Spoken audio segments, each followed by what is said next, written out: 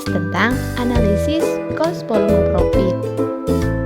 Perkenalkan, saya Karina Nafisa Dewi, NIM 3402180383.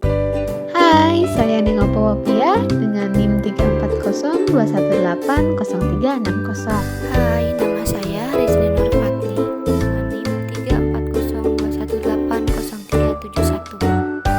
Dan saya Pena Gebi Amalia, NIM 3402180379. Dan yang akan kita bahas yaitu tentang pengertian cost volume profit, manfaat cost volume profit, rumus cost volume profit, dan contoh dari cost volume profit. Pengertian cost volume profit. Apa sih cost volume profit itu? Cost volume profit merupakan sebuah teknik akuntansi yang digunakan untuk membantu mengidentifikasi pengaruh volume penjualan dan biaya produksi terhadap laba operasi bisnis. Biaya produksi di sini dapat berupa biaya tetap dan juga biaya variabel yang dikeluarkan oleh perusahaan. Kemudian, volume adalah jumlah produk yang dijual. Nah, sedangkan profit atau laba adalah jumlah uang yang dihasilkan dari penjualan produk setelah dikurangi biaya-biaya yang berhubungan dengan produk tersebut. Cost volume profit merupakan jenis analisis yang sering digunakan oleh perusahaan untuk menentukan titik impas atau break-even point perusahaannya. Cost volume profit juga dapat membantu pengusaha untuk menentukan tingkat penjualan atau volume penjualan yang tepat untuk mencapai pendapatan yang ditargetkannya. Lalu apa manfaat dari cost volume profit? Nah, diantaranya yaitu yang pertama, memberikan pemahaman yang jelas dan sederhana tentang tingkat penjualan yang diperlukan untuk mencapai BEP ataupun tingkat penjualan yang diperlukan untuk mencapai laba yang ditargetkan. Kemudian, yang kedua yaitu membantu manajemen untuk memahami perbedaan biaya pada berbagai tingkat volume produksi atau penjualan dan membantu memperkirakan biaya dan laba yang diakibatkan oleh perubahan volume. Lalu yang ketiga yaitu membantu manajemen untuk menganalisis kelangsungan sebuah bisnis, apakah lebih baik memberhentikan aktivitas bisnisnya atau melanjutkan bisnis tersebut dengan rugi pada masa-masa sulit secara tidak langsung. Dan yang terakhir, menganalisis pengaruh perubahan-perubahan dalam biaya tetap dan variabel untuk membantu manajemen menentukan tingkat produksi yang optimal. Bagaimana dengan rumusnya? Cost volume profit dihitung dengan laba sama dengan penjualan dikurangi biaya variabel dikurangi biaya tetap.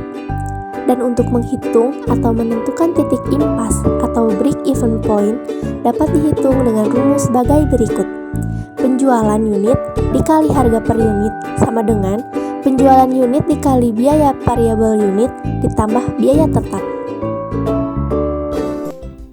Nah, selanjutnya ini ada contoh soal cost volume profit dan penyelesaiannya. Diketahui perusahaan ABC ingin mendapatkan laba sebesar 100 juta per bulan dari penjualan handphone dengan kapasitas per bulannya itu adalah 5.000 unit dengan biaya tetapnya itu adalah 500 juta dan biaya variabelnya itu 1 juta per unitnya. Pertanyaannya itu adalah berapakah harga per unit yang harus dipatok oleh perusahaan ini? Selanjutnya penyelesaiannya itu dengan rumus penjualan unit dikali harga per unit sama dengan penjualan unit dikali biaya variabel unit ditambah biaya tetap ditambah laba yang diinginkan. Nah, di sini penjualan unitnya itu adalah 5.000 dikali harga per unitnya sama dengan 5.000 dikali 1 juta. Nah, 1 juta ini adalah biaya variabel ditambah biaya tetapnya itu 500 juta ditambah laba yang diinginkannya itu adalah 100 juta. Selanjutnya 5.000 HPU. HPU itu singkatan dari harga per unit. 5.000 HPU sama dengan 5M. Nah, 5M ini adalah dari perkalian 5.000 dikali 1 juta ditambah 500 juta ditambah lagi 100 juta. Selanjutnya 5.000 HPU sama dengan 5 miliar ditambah 500 juta ditambah 100 juta. Selanjutnya 5.000 HPU sama dengan hasil dari penjumlahan di atas, yaitu adalah 5 miliar 600 juta.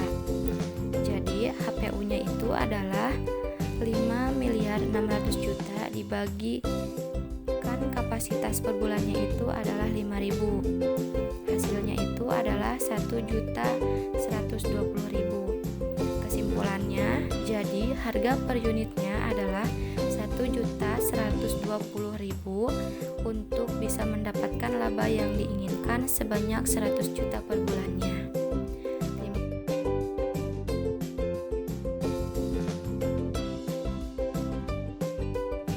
Bagaimana tentang pembahasan kali ini?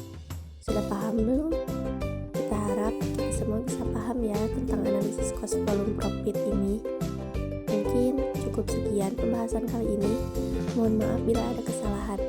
Terima kasih.